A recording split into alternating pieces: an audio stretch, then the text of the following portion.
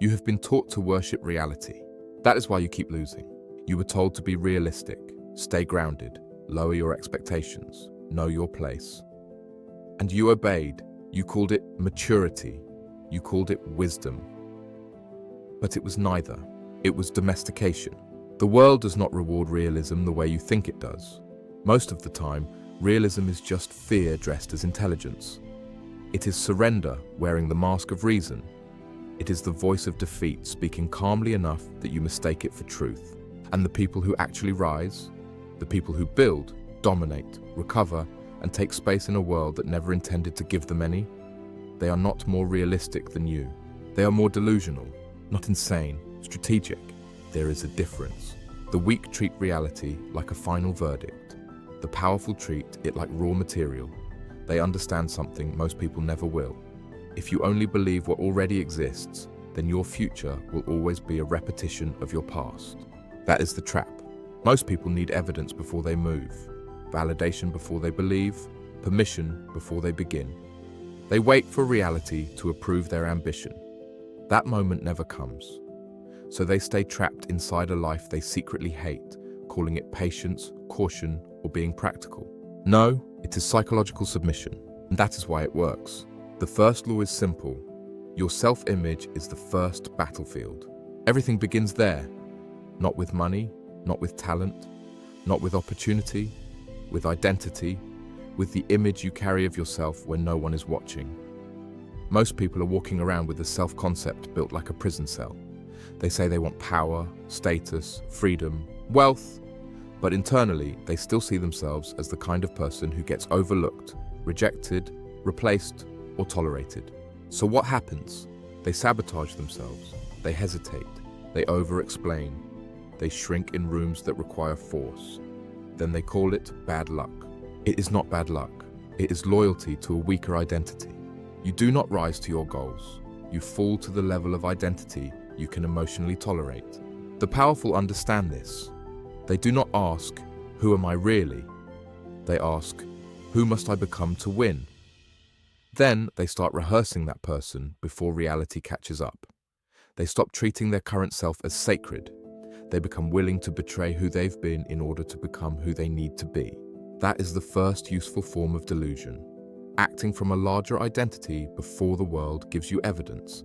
The second law, evidence comes after action, not before it. This is where most people fail without realizing it.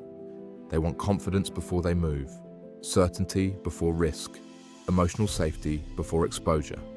They stand at the edge of war asking to feel calm first. Absurd. Confidence is not a gift. It is a scar. It is built through action, through repetition, through surviving moments that your old mind told you would destroy you. Most people want proof that they can do something before they begin. The powerful begin long enough to become the proof. That is the difference. The weak ask, what if I fail? The powerful ask, what happens if I keep obeying the same fear? One question protects the ego, the other builds a future. If you wait until you feel ready, you will die waiting. Readiness is a myth. Movement creates readiness. Action creates evidence. Repetition creates identity. You move first, you become proof later. The third law, the crowd is designed to keep you psychologically weak. Most of what you call your personality is adaptation. You learned how to soften yourself in rooms where standing out was dangerous. You learned when to laugh at your own ambition, when to speak smaller, when to pretend you did not want more than the people around you. And then you forgot it was all a performance. The crowd hates delusion because delusion threatens hierarchy. The moment you start behaving like you are meant for more, people feel exposed. Your growth becomes an accusation. Your standards reveal their surrender. So they mock you. They call you arrogant, unrealistic, changed. Understand what they mean.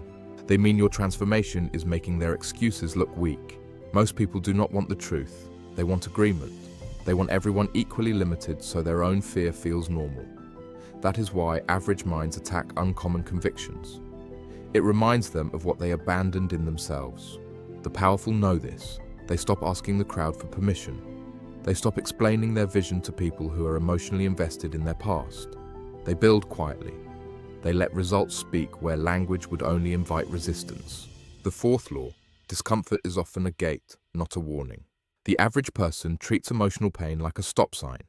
If something feels uncertain, humiliating, difficult, lonely, they assume it must be wrong. But transformation does not feel clean. It feels like pressure. It feels like chaos. It feels like your old self losing control. Because that is exactly what is happening. When you begin to outgrow your identity, your nervous system panics. It sends doubt, fatigue, procrastination, sudden confusion, nostalgia for the smaller life you were trying to escape. Most people mistake this for intuition and retreat, but it is not intuition. It is resistance. The prison always feels safer than the open field at first. At least in the prison, you know the walls. But freedom always looks dangerous to a mind trained by captivity. So stop asking, why is this so hard? Ask a better question. What part of me is being threatened right now? And does that part deserve to survive? That question changes everything.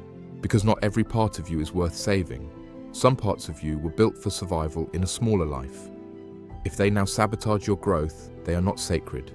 They are dead weight. The fifth law, delusion without discipline, becomes self-destruction. This is where fantasy dies and power begins. Anyone can imagine greatness. Anyone can sit in a room and feel special. But fantasy without structure is sedation. It gives you the emotional pleasure of ambition without demanding the cost of transformation. That is useless. Useful delusion is tied to execution. It is vision chained to ritual. It is the ability to believe in a future that does not exist yet, while submitting your life to systems that make it inevitable. The weak say they are meant for more, then continue living like they are meant for nothing. The powerful become religious about their standards, their mornings, their work, their training, their focus, their exposure to discomfort, their refusal to negotiate with distraction. They do not just think differently, they build differently. Because eventually, delusion becomes identity. Identity becomes behavior. Behavior becomes reputation. And reputation begins to alter reality. That is how invisible belief becomes visible power. The sixth law, you must become unrecognizable to your former self. Most people want improvement. Very few want transformation.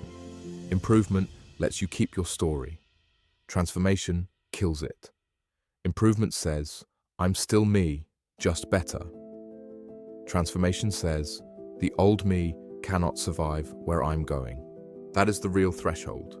If your old habits, old social circles, old addictions, and old emotional patterns can all survive your ambition, then your ambition is too small. Real ascent is violent. It strips away what cannot keep up. It makes your former life look like a costume you once mistook for skin. There comes a moment when you realize you cannot carry both your future and your old personality.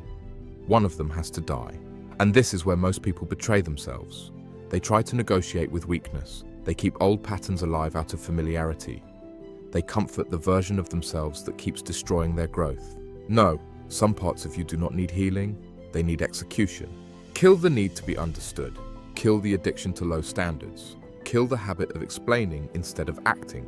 Kill the version of you that keeps choosing comfort over expansion.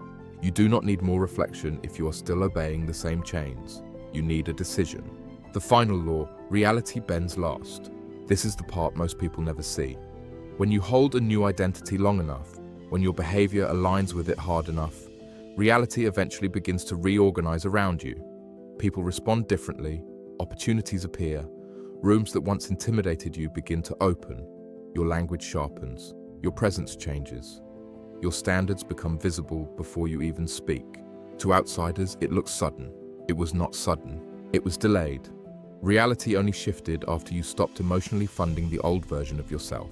That is the secret.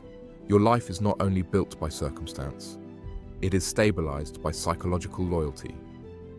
Most people stay stuck because they remain loyal to identities that no longer deserve to survive. You must end that loyalty. So face the truth. The person you have been is too small for what you claim to want, too hesitant, too dependent on evidence, too trained by approval, too obedient to comfort, realism, and old limits. That person cannot lead you into power.